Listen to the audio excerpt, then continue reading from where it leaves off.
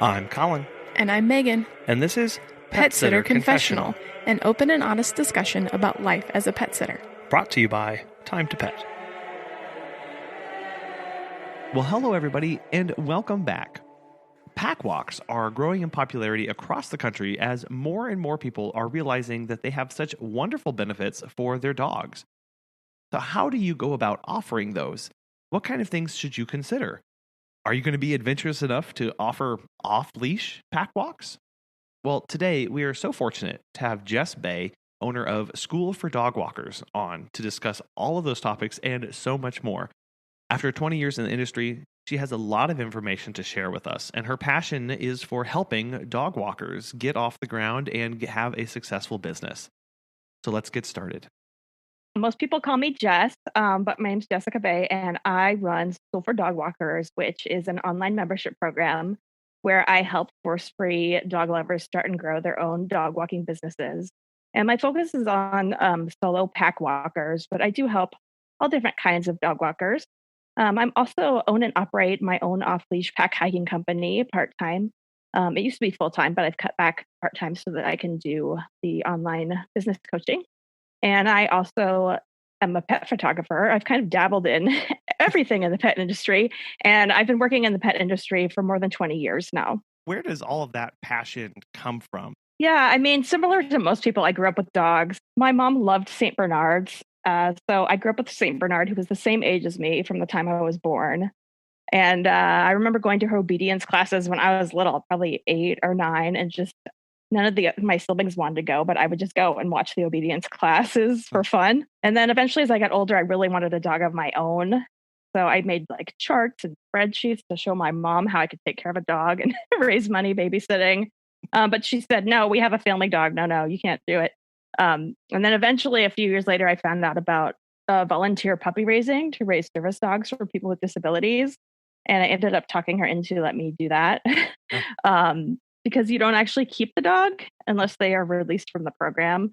So then I really got into learning more about dog training because you train the dog for about a year and a half to 2 years. And my dog didn't make it, so I got to keep her. So it worked out great for me in that way. So That's so cool. And I like I can just envision you standing there and giving this big presentation about the pros and how you're going to fit in with everything and take care of the dog. Yeah, totally. I had spreadsheets about how I was going to pay for the vaccinations and stuff, but it did not work on my mom. So Oh, so do you have any dogs of your own currently? yeah, I do. I have 2 beagles, Splash and Cricket. Splash is turning 11 this weekend, actually, and Cricket is 8. They're my babies. I love them. They're totally spoiled. Beagles is kind of I don't see a lot of people having beagles in their lives. What specifically about them, drew you to that breed? Well, I started with labs because I was raising service dogs, and I just wanted something a little bit smaller that had the happy-go-lucky personality and easy wash and wear coat. And beagles kind of fit the bill. They are a lot more challenging, I have to say, than labs. I had no idea when I got Splash as a puppy how much energy she had. It was way above and beyond what a lab has. I mean, she would run circles in the backyard, and that was after going to work with me for 2 pack hikes. So they're definitely a handful and a lot, but I love them and they fit my lifestyle because I'm very active. I do lots of hikes, and Cricket comes to work with me a lot, so works well. Yeah. Now, your initial experience in pet care was with kennels and boarding facilities. So what made you make that switch to doing pack walks and off the leash kind of walks? Yeah, so I started a kennel when I was really young and still in school, and it was just a job I saw that was available, and I love dogs, so I took it.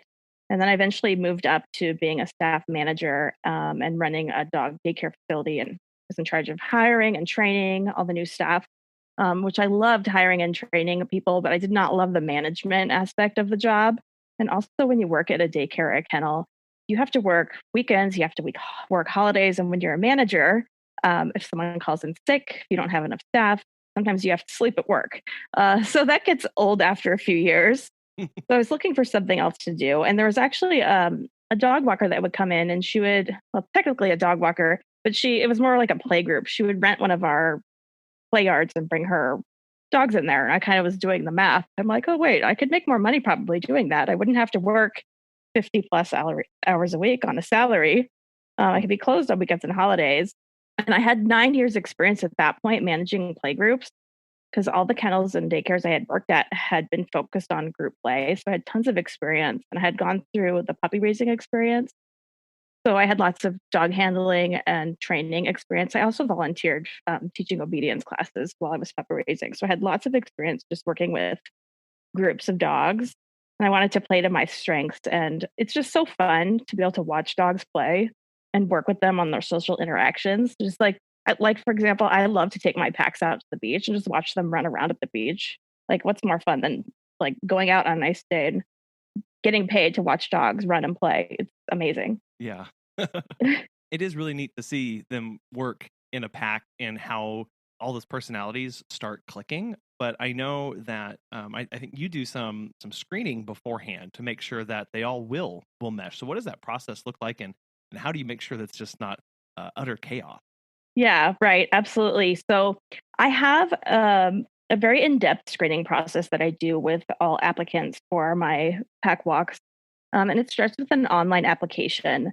And I ask basic questions to just weed out dogs that I know are not going to be a good fit at all. So, for example, I don't take dogs that have a history of aggression with other dogs or with people. And then I ask about their social skills. Are they good with, all different breeds of dogs, all different sizes of dogs? All that kind of information is really important when you're going to be matching dogs together.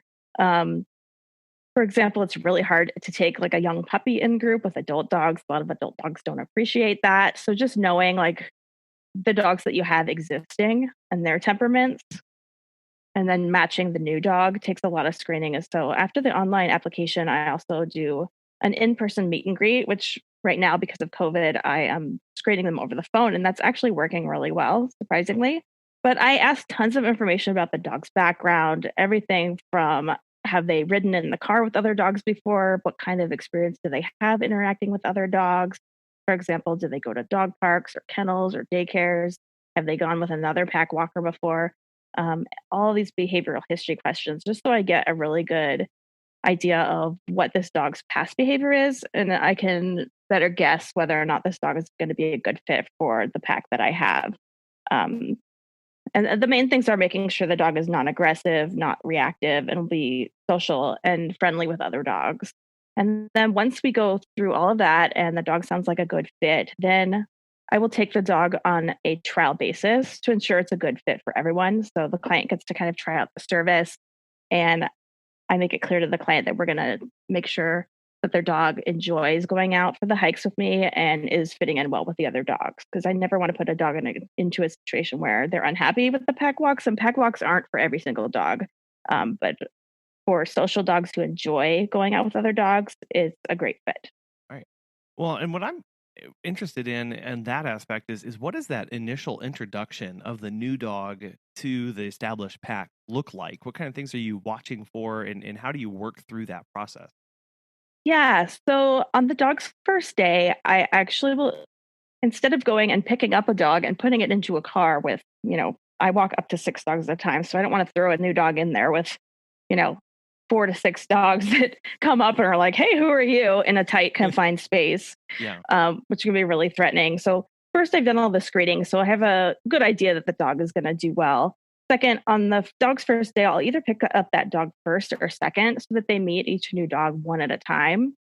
And then I watch their body language and behavior for any signs of fear, any signs of aggression. So, signs that the dog is feeling uncomfortable, things like being really stiff, having like a whale eye, which is where like the whites of the eyes are showing, having hackles up, which can sometimes mean the dog's uncomfortable. It can also mean they're excited. So, things like that. And then as far as fear goes, watching for those fearful cowering, hesitancy types of behaviors and reacting appropriately. So I also will separate the dog if there are concerns.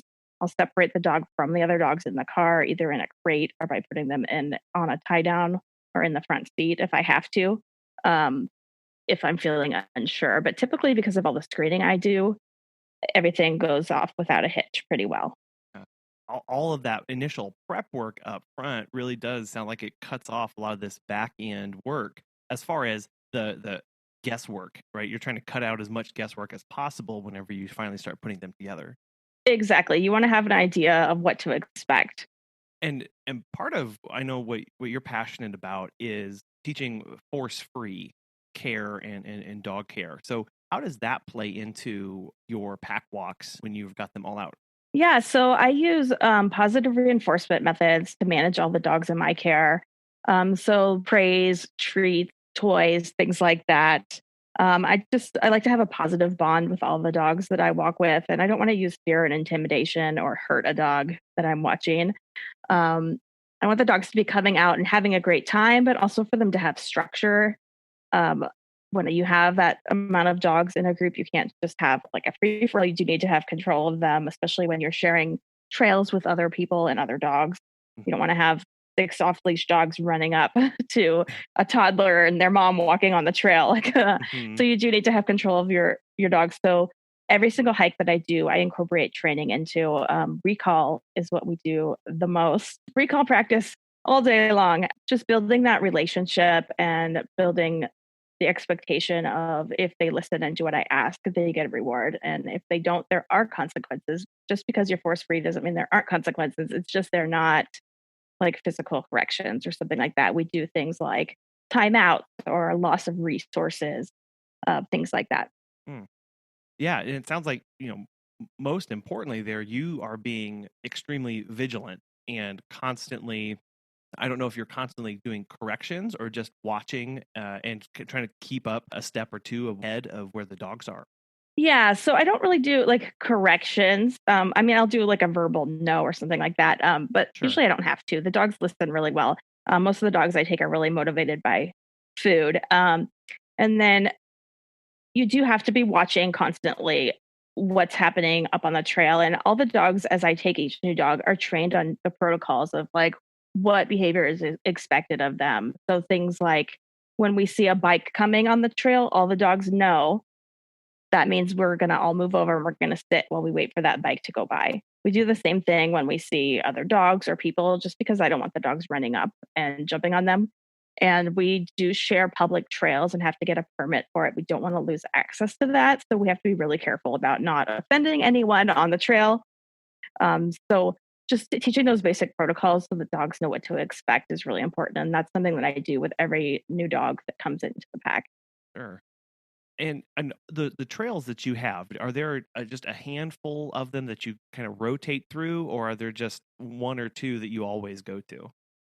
It depends. I'm really fortunate. I live in the San Francisco Bay Area, just north of San Francisco, and we have a lot of trails and open space available to commercial dog walkers. Hmm. We do have to get permits.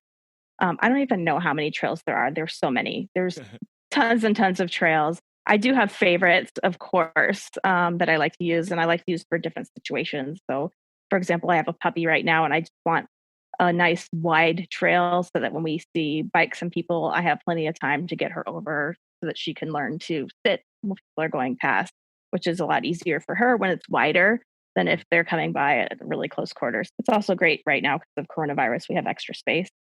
So I have a few favorites, but we do have a lot of places to choose from, including beaches, which is really nice.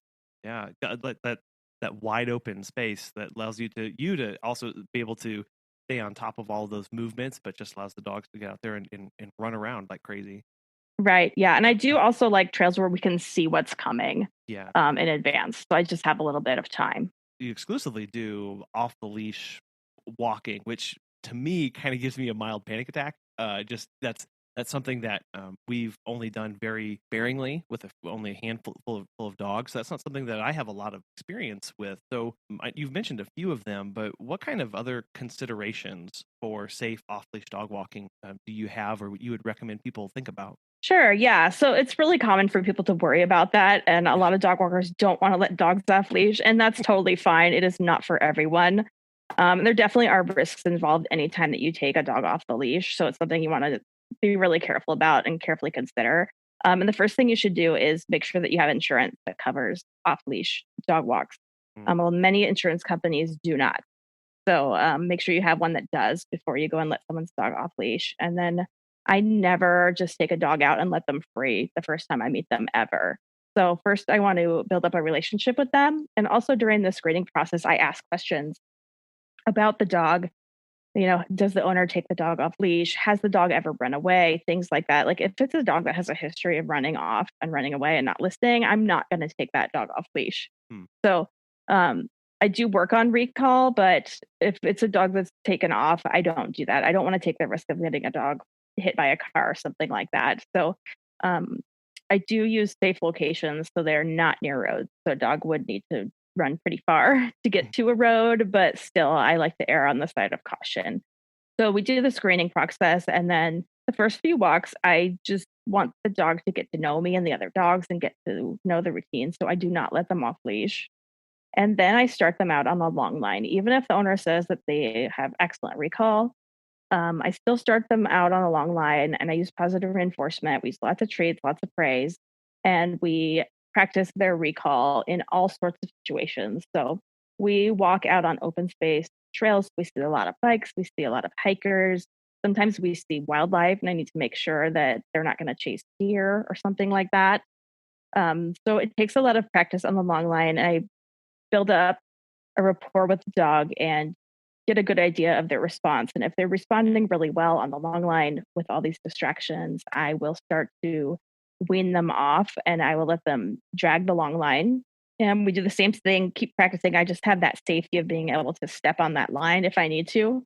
And then eventually we wean them off that completely. So it's kind of a slow and careful process just to ensure that I'm not letting a dog off that's going to run off. So Yeah.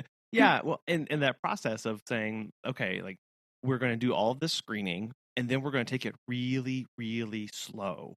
And we're going to start building this. And as you mentioned, they're building that trust, building that relationship with the dog is sounds like it's your primary focus through each of these little steps.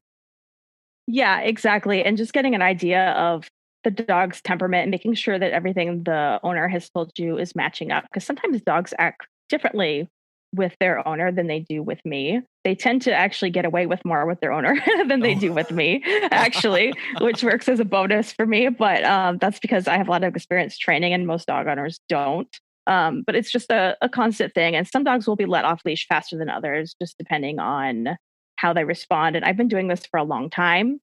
So I feel pretty confident letting dogs off if they're doing really well. But if I have doubts, I always err on the side of caution because I would never want to let somebody's dog run off and be injured or something or lost. yeah. I mean, that really is like way up there in the number one things that we don't want to have happen. And to do that, you take all of these precautions. And I'm sure people are listening going, that seems like really overkill.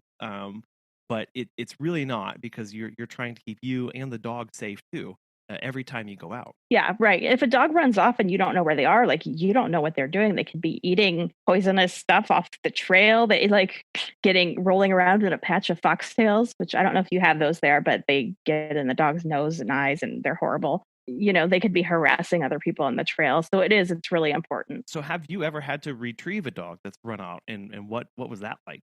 Yeah, I have. I've been doing this for 13 years. So it has happened. One time I had a dog run back to her house, which was probably half a mile from where the trail was, which was really scary. Come to find out, the dog had been stung by yellow jackets on that trail.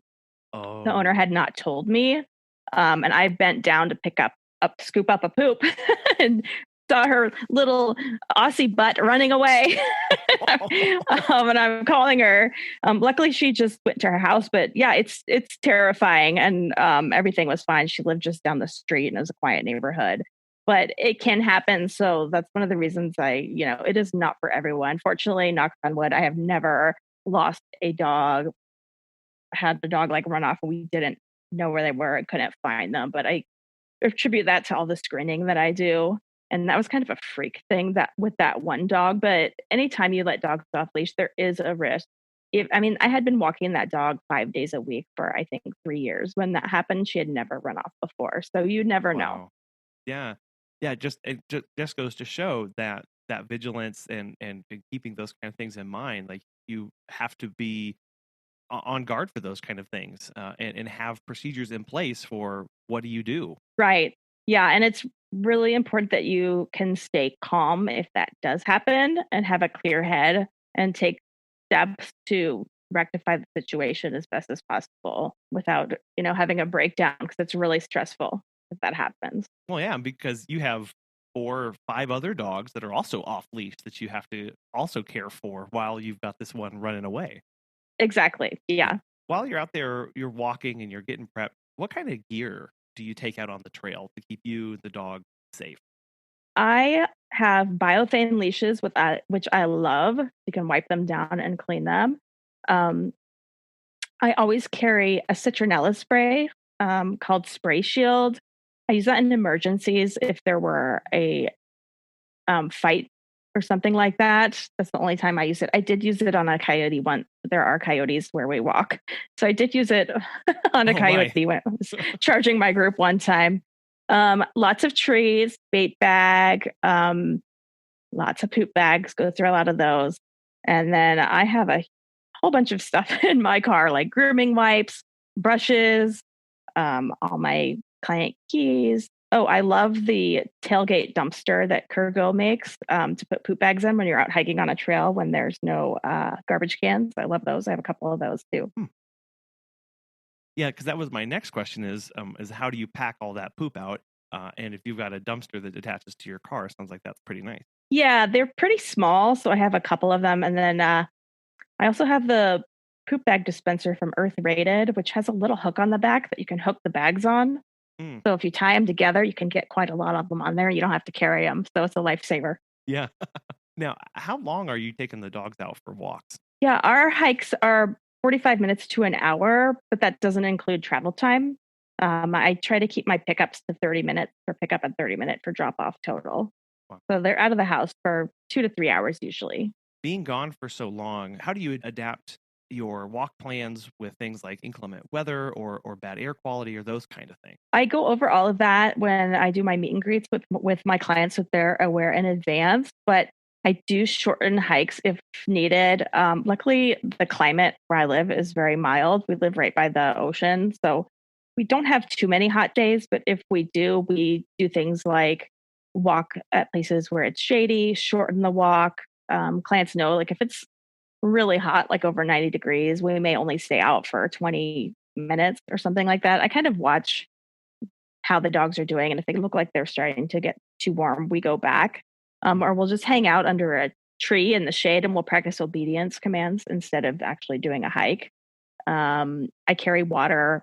I give them water in the car after. But any type of like bad weather, so rainy days, hail, things like that, we'll just shorten the hike. And the clients know and they understand and they appreciate that I'm not going to keep their dog out when it's miserable weather out. What I like there is that you also are saying, well, an alternative to the full walk is we'll also use some of this time to do obedience. And really, that's not something that I had even considered of, okay, we're not going to be doing the full walk, but we're still going to spend this time together and work on recall and all these basic principles. I think that's really cool. Yeah, we'll do that. And also we'll do what I call a sniffing walk, which is like a stroll. We go really slow and I let the dog sniff anything and everything that they want. So we don't cover a lot of ground, but they love it. And it's great mental stimulation for them too. I think that's probably the experience that most of us have when we take dogs on a walk is that they just want to sniff everything and we're kind of fighting them on that to keep them going. So yeah, they know I let them sniff, but they also know when I say, okay, guys, let's go. It's time to go. So yeah. Yeah. I've walked several dogs where you make it about 5 feet and you're like, okay, well, 30 minutes later, I think it's time to try and head back because, they just. Yeah, believe me, I have beagles. I understand. Right. Yeah. I was going to say, you would know that. Yeah. My client dogs are way better than my beagles. I spoil them. So yeah, I know that routine well. Sure. Thinking about in the pet care industry, what kind of unique challenges do dog walkers face compared to other forms of care that people are providing? I think one of the biggest challenges dog walkers have right now is just the fact that the general public doesn't realize that there's a big difference between like a qualified professional dog walker and somebody who's just walking dogs for extra cash, like a kid in the neighborhood or something like that.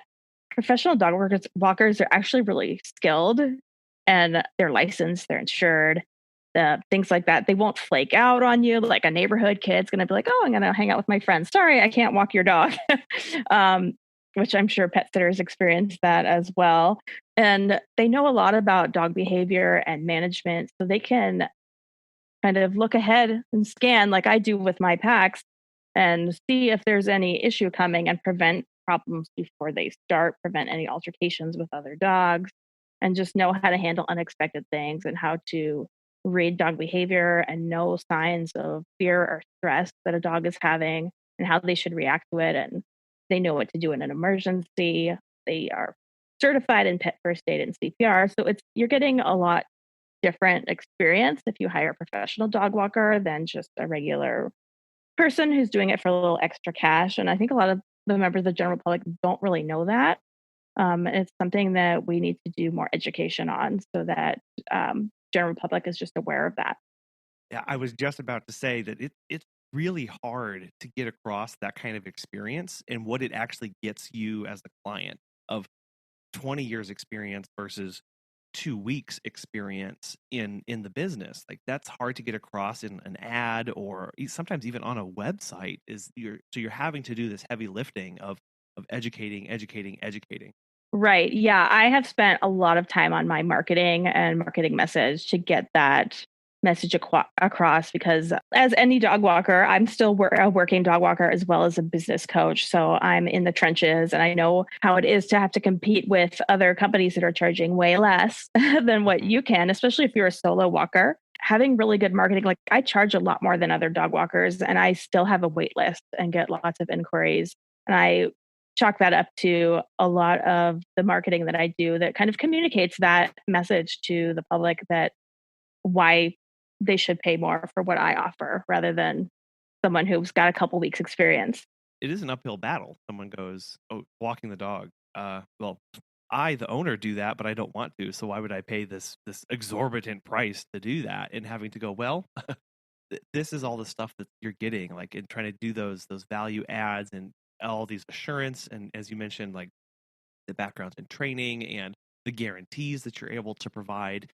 But yeah, that hurdle seems like that's kind of hard to overcome. Yeah, and one of the things that pack walkers can do is like we offer a service that's different than solo walkers, and a lot of pet owners they have one dog or they have two dogs maybe, and they can't get their dog out in like this social experience unless they go to the dog park. And a lot of people don't like going to dog parks. They've had altercations with other dogs there, and they'll really relate to the idea of getting their dog out with other dogs that have been screened for appropriate play with other dogs.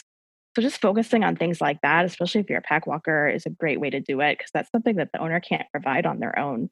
Yeah, really going after that. I mean, that's a problem that they want solved, and being able to clearly articulate, I will solve that for you, right? I can do that. Exactly. Yep. So on the conversation of clients, I am curious if you remember your very first client. I do. I do. My first client was a Bernese Mountain Dog named Coda, and they found me on Craigslist. This was back in 2006 when I first started, and I used to advertise on Craigslist. He was a great dog, and he was like just the kind of dog a client I was looking for. So I knew when I got him that I was doing something right. I still didn't know what exactly I was doing, but I did something right there. Right. So he was a great dog. Yeah, I know Megan and I had a very similar experience for our first client. It was like, wow, you're like really amazing. Like I don't even know what I'm doing fully right now. And you're awesome. Thank you so much. Yeah. No, he was totally like that. He was an awesome dog. How about your most impactful client? That would probably have to be this yellow lab that I walked named Abby. Sweet, gentle, best yellow lab. I started walking her when she was a year and a half old. And I walked her twice a week for 13 years until she Whoa. passed away. She grew up with me and my pack, and like I saw her owners go from being, a couple moving and having two kids. It was just amazing getting to work for them for so many years, and just she was like my other dog, as are many of the dogs that I walk because I do walk them for many years. But Abby was the longest client I ever had. So and it was over 13 years that I walked her. Wow. You talk about being a part of somebody's family, caring for their same dog for 13 years. That's amazing. Yeah. Yeah. Have you heard about Time to Pet?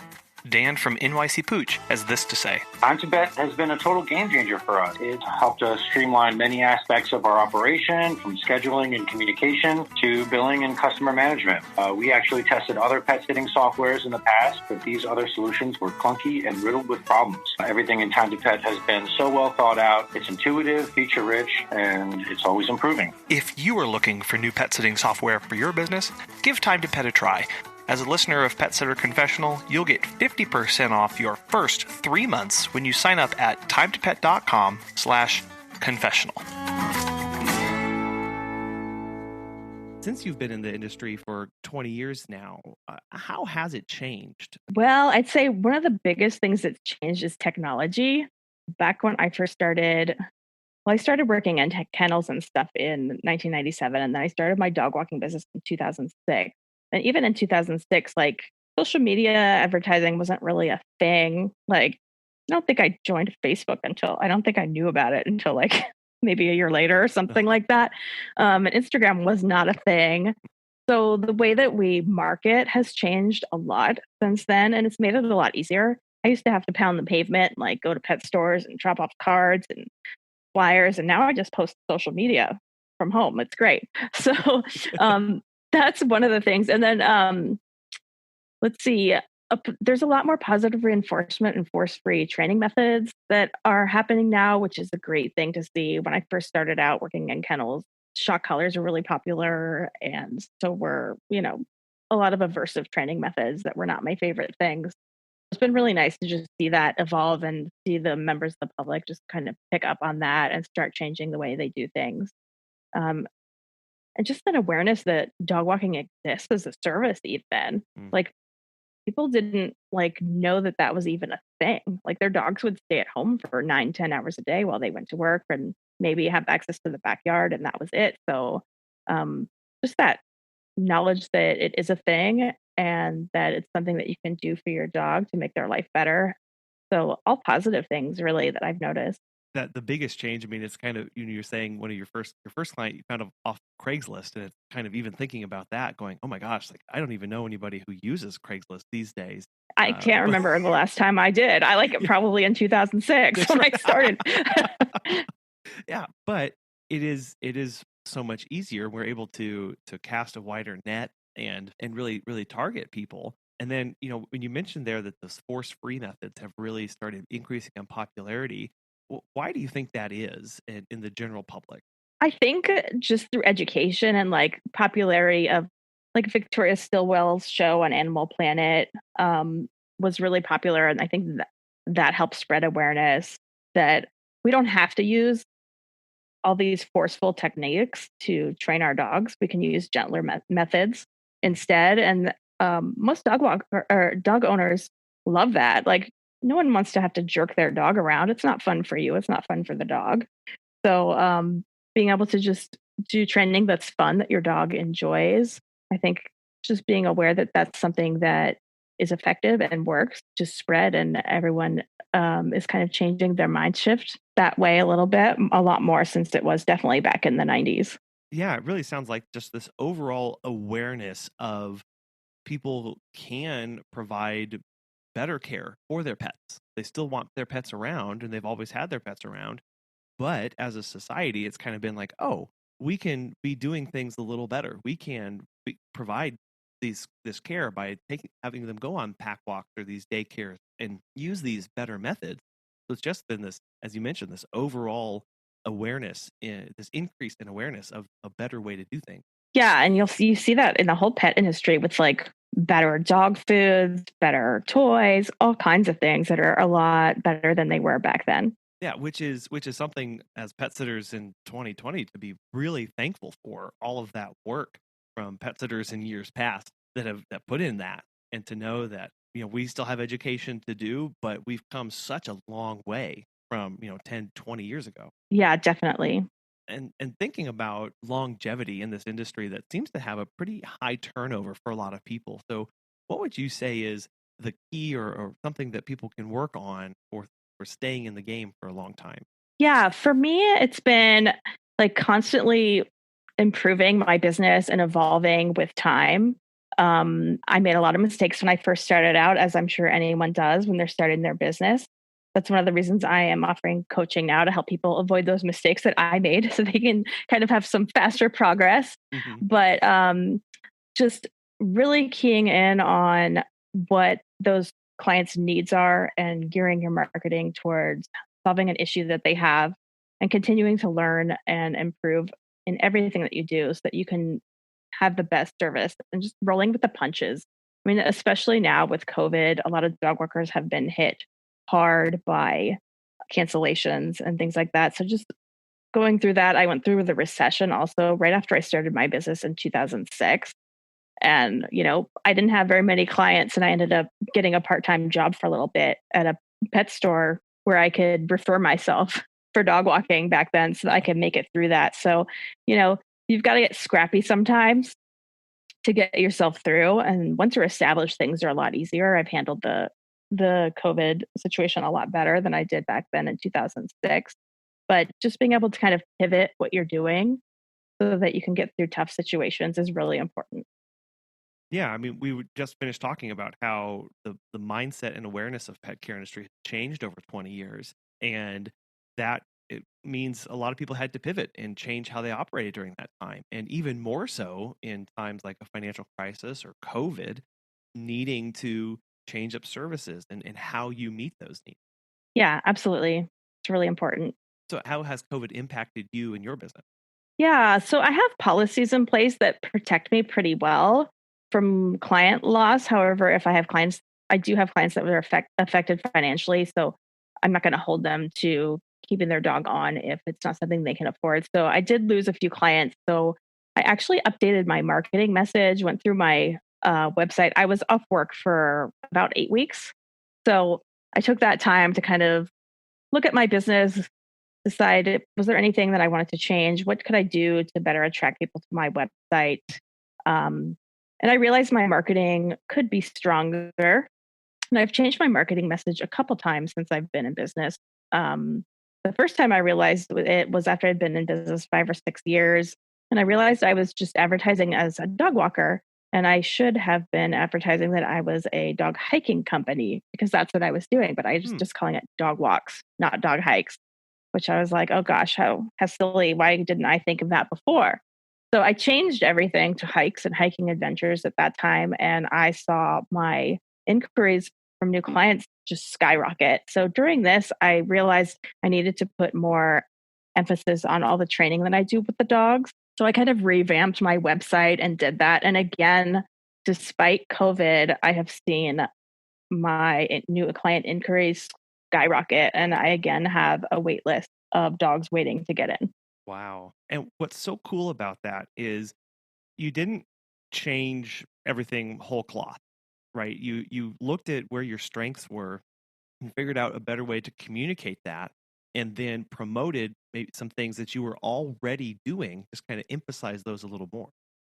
Yep, that's exactly what I did. I just made sure that my marketing message was really clear, that when people come to the website at first glance, they're like, okay, this dog walker is different than all these other dog walkers. And it gives them a reason to choose me, and gives them a reason to pay the premium rates that I charge as well. Because I think when a lot of people think of, oh, I've got to pivot or I've got to change what I'm doing, they immediately think of, and I know this comes to my mind, is what kind of services do we need to add? What kind of services do we need to cut? What all this stuff, and this step of going, well, what are my strengths, and how do I let people know what those strengths are before I go changing everything, the whole business? And it's such as you mentioned earlier with the reinforcement, like that's such a positive outlook on the situation to make those changes. Yeah, and it's something that a lot of dog walkers are not doing, and that they can easily spend some time, especially if they are slow right now, to work on and to improve on so that they can get more inquiries in. You mentioned about policies a little bit. You have a mindset that policies can save our sanity and prevent burnout. So could you talk through what that means and how people can start implementing that? Yeah. So one of the things I learned working at dog daycare was, like, I was so burnt out from that job. Like, I was working over 50 hours a week, and sometimes would have to spend the night at work because the overnight person would call out sick. And I did not want to have that with my dog walking business at all. So I set up policies from the very beginning. And The first one was setting business days and hours, and I didn't want to work weekends. So I don't work weekends. And that's one of the great things about dog walking. It would be really hard to do that with pet sitting because that seems to be, weekends and holidays are really, really popular times for pet sitters. But for dog walkers, depending on who your clientele are, you don't have to work weekends and holidays days if you don't want to. I target working professionals. So they have weekends and holidays off anyway, and they walk their own dogs. So I set those business hours and I stick to them. So when I'm closed, I'm closed. So I don't respond to emails. I don't respond to text messages, phone calls. And I can't say that I do it 100%. I'd say like 95% of the time. Nobody's perfect, but it's really important to have that boundary of, okay, I'm working now, I'm not working now, especially when you're doing office work and stuff from home and you're not out in the field actually walking dogs. You just don't want to burn yourself out doing that. And also, I take vacations, and I see so many dog walkers that never take vacations. And they say, oh, I can never go on vacation. You can totally go on vacation. You just need to plan in advance. And I'm a solo walker. I have had employees in the past, but now I'm solo and I love it. And I still take vacations. I just took a week vacation off and I have no issues. My clients understand. They know that I need vacations. And usually when I let them know I'm going on vacation, they say, great, you deserve a break. So making sure that you take vacations, set business hours are both really important to prevent burnout. And as far as like saving your sanity goes, have a cancellation policy because I know cancellations can kill you financially and be really frustrating at the same time. Mm-hmm. So make sure you have something set up for cancellations so that, if you show up to walk a dog and the dog's not there and they didn't tell you, you should be getting paid for your time. You shouldn't be giving them a credit. That's not your fault if they didn't tell you. I also actually limit the number of cancellations that clients can make each year. Because I'm a solo dog walker, I only have a limited number of dogs that I can take every day. If people are canceling constantly, that really cuts into how much income you're making. When you're a small solo walker, you can't afford to lose, $1,000 a month because of cancellations. Like that's not acceptable. So just setting up a policy that will help you with that, either limiting how many cancellations the client can make per year, after which they still can cancel, but they have to pay for the walk, or going to like a flat rate policy if they pay a certain rate every month, and kind of like a gym membership, whether you use it or lose it, right? So you don't have to give refunds for that. And then learning to say no. A lot of people have trouble with that. They want to please their clients, which I get it. I do too, but sometimes you've got to say no. So if someone calls and say they're 5 minutes outside my service area, I tell them, no, I'm sorry, you're outside my service area. And they're like, it's only 5 minutes. I'm like, yes, but that's 5 minutes each way. That's 10 minutes times however many days in the month. Like I'm working, 3 extra hours and I don't get paid extra for that. So, I mean, that's not how I say it to the client, but that's how I think about it in my head. It makes it easier to say no. So if you have trouble saying no, that's something you definitely have to work on if you're going to be solo and you're going to handle it yourself and not hire like a manager specifically to do that for you. But just being able to enforce your policies. And I know when I first started out, I kind of just was like, okay, well, when I used to work at my other job, I had to enforce the policies. I can do the same thing as my own business. Right. So it's possible you just got to get in that mindset that, I have the policies and I'm going to stick to them and I set them up for a reason. Yeah.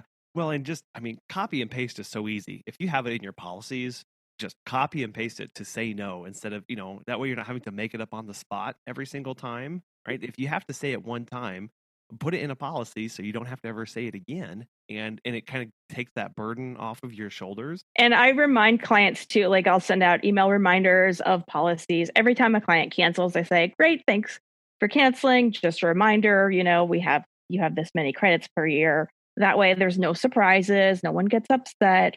We've already gone over all the policies at the meet and greet. And then I go over them again and again and again with them. So it makes it really easy. And I will say on the cancellation policy, it is, that is so crucial. And it's kind of one of those, I don't know if you get this too. It's kind of like one of those guilty pleasures of when somebody cancels, it sucks. But if they do it within the cancellation policy, you're still getting paid to not work. And you can go on and do other stuff sometimes. They're so foundational in having the business. Yeah, it's essential because if you don't have one, it will drive you nuts. So Yes. You touched on this a little bit earlier on how things have changed since the late 90s was technology and the role of social media. What role does that play in the social media play in the pet care business? yeah, I love social media for spreading brand awareness is like the number one thing I use it for. I also use it for a perk for my existing clients. Um, but it's a great way, especially Instagram. I'm a big Instagram user to get local followers and engage with people in your area. And it's really easy to do because you can just search hashtags. You can search by location tags and look for pictures of dogs and comment on them and engage with those people. A lot of time they'll check out your Instagram feed and they'll start following you. And then as long as you are posting like helpful and relevant content, then they'll continue to engage with you and see your posts, which means when they need to hire someone, they're going to think of you because they'll be like, oh, there was that dog walker on Instagram. Who was that? Oh, yeah. They're going to go back and find you and then hire you. So it's a great way to market.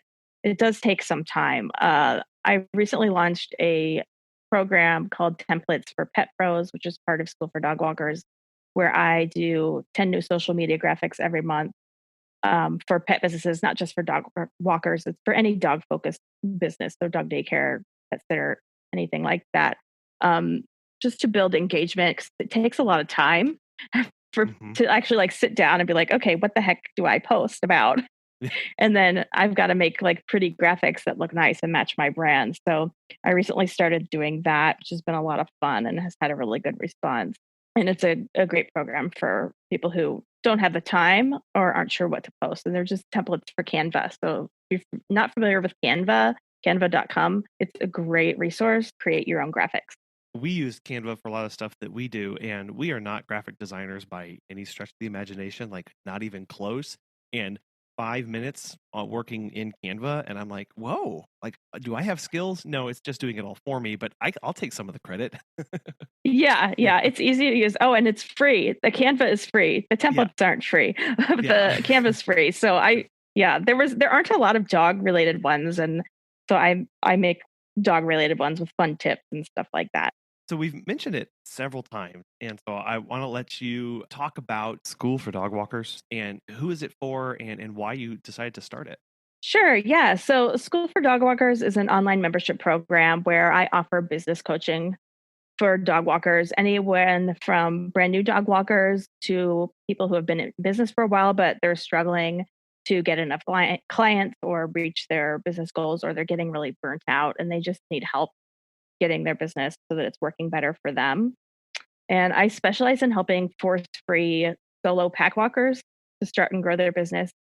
And we set it up so that they can stay solo if that's something that they want to do, but also set it up so that they have systems and processes so that if they want to expand in the future, they can. And the reason I started is because other dog walkers kept asking me for business help. And I realized there was a need for this in the market. And I just started a blog. School for Dog Walkers started off as a blog. And there's over 50 blog posts on there now, I believe. So I just started giving out like free content and kind of seeing if there was interest in it. And sure enough, there was. So I decided to launch the membership program. And I just love helping other dog walkers. I want to make people aware that like dog walking can be a real career. And it's a great career. Like right now I work part-time doing dog walking. And if I wanted to do that as my sole income in San Francisco Bay Area, I could, because it's very lucrative, it's very fun, and I love it. And I just want to help other people have that same experience if they want. Well, yeah, I think a lot of us start with this passion and for pets and for taking care of them. And sometimes we ourselves have trouble guiding and focusing it into something that's going to work for us, that can earn us a living, so that we can treat it like an actual job, like an actual business. And so, hearing that you saw that and went, well, I can help those people. I can come alongside them and give them some tips and start this program. so that they can do that. They can go off and do what they love and do it well. Yeah, exactly. That's what it's all about. It's all about helping people do that while maintaining that work-life balance so that they don't get burnout. Which is really all too common, as we've discussed. Yes, it is. Yeah. So thinking about maybe dog walkers, but also clients too. So there's kind of two answers to this. What's one thing you wish more people knew about the life of a dog walker? Going back to what I said earlier, as far as clients go, I would say, there's a big difference between hiring a skilled professional and a neighborhood kid. As far as what people who are interested in being dog walkers or dog walkers, what they should know probably be, first of all, dog walking is a great career. It's a real career that you can have. So if this is something you're passionate about and you love hanging out with dogs and you want to have a career as a dog walker, you absolutely can. You just need to take the right step to make everything work for you so that it's profitable. And just that it's not also just playing with puppies all day. So it is actual work. So you do have to be out there in inclement weather, in rain, in cold, in heat. And it's not all fun all the time. I had a poop bag explode all over my pants one time, for example. But there are those days where you're out there and the weather is perfect and you're watching your pack run and play and you're like, oh my gosh, I cannot believe I'm getting paid for this. It is work. It's a lot of work. It can be really enjoyable if you have those policies, if you have these things in place that can allow you to enjoy those times. Definitely. When you're not out there doing the hikes with the dog, what kind of things do you like to do for your downtime for some self-care? I love being out in nature, which ties in with me being a dog hiker and why I chose that for my business. So I love going up to my family cabin and hanging out there. I just did that over the 4th of July holiday. It was so nice and relaxing, where I basically hike my own dogs instead of client dogs. I'm really into photography. My spoiled beagles have their own Instagram account at Little Hound Dog on Instagram if you're interested in checking it out. So I'm really into doing photography with them. I love reading. Right now I'm reading a really great business book actually called Everything is Figure Outable by Marie Forleo, which is a great book to be reading right now, especially with all the challenges we have going on. And then just being with my dogs. We compete in nose work when COVID is not happening. We do nose work competitions, which is a lot of fun also. How did you get into pet photography? I actually started doing it just when I was a puppy raiser to document. You raise the puppy for about 1.5 to 2 years. And then if they graduate and go on to someone else, I wanted to have like a photo album, this was back when scrapbooking was in. When I had my first puppy that I was puppy raising. Yeah. I wanted to do that. And I realized that I really enjoyed doing it. And it kind of evolved from there. Well, and I think of the role that photography plays in the business of a pet sitter and of a dog walker, right? We're taking lots of pictures and sharing those on social media.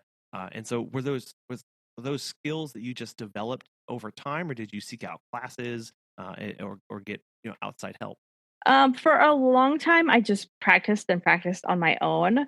I eventually did take some courses. I took a regular photography class at a high school.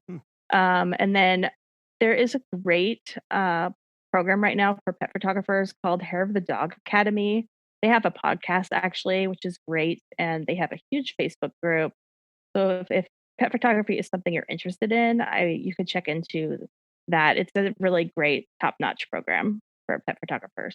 I think it's just called, there's a couple of pet photography podcasts. I think hers is called Hair of the Dog Academy. It's Nicole Begley. Okay. There's also another one called the Pet Photographers Club, which is a great podcast as well. Yeah, that was the one I was thinking of.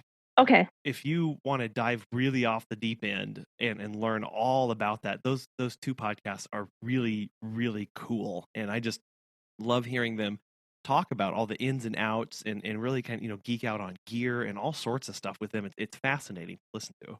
Yeah, I subscribe to both of those. Listen to every episode. So, Jess, I want to thank you so much for coming on the show today and sharing all of this. I just am blown away by everything. And again, so thankful for you taking the time out of your day to come on and share this with us. But I know we just barely scratched the surface, especially for the School for Dog Walkers stuff. So if people want to go and learn more about that and follow you, how can they do that? Yeah, absolutely. First, thank you so much for having me. This has been a lot of fun. Let me give you some info. So the website is schoolfordogwalkers.com, and you can find the blog there also. And I've actually put together some resources for your listeners with some free downloads on screening questions for off-leash dogs and social media post ideas. And they can also get the Dog Walker's Guide to a Profitable Business, 10 tips to attract your ideal client and avoid burnout. And they can get 4 free of Canva templates if they want to try those out too. And to get those, they can just go to schoolfordogwalkers.com/PSC for Pet Sitter Confessional. And you can also follow School for Dog Walkers on Instagram and Facebook. It's at School for Dog Walkers in both of those places.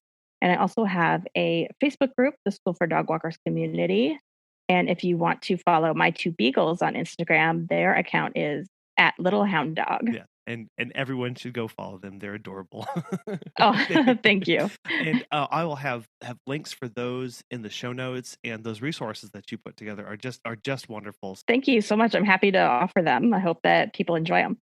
Again, Jess, it's been a real pleasure having you on, and we hope to be able to have you on again soon. Oh, I would love that. Thank you so much. After my conversation with Jess, I am seriously thinking about ways that Megan and I can provide pack walks in our area.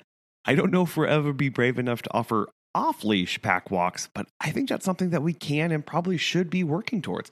It sounds like it's a really great opportunity, and Jess's clients absolutely love it. And I really had 3 big takeaways from today's conversation. It's recall, recall, recall. If you can work on something with the pets that you're caring for, work on recall. And then when you are bringing in new pets, to take it so slowly and really work on building and strengthening that relationship and that bond between the two of you.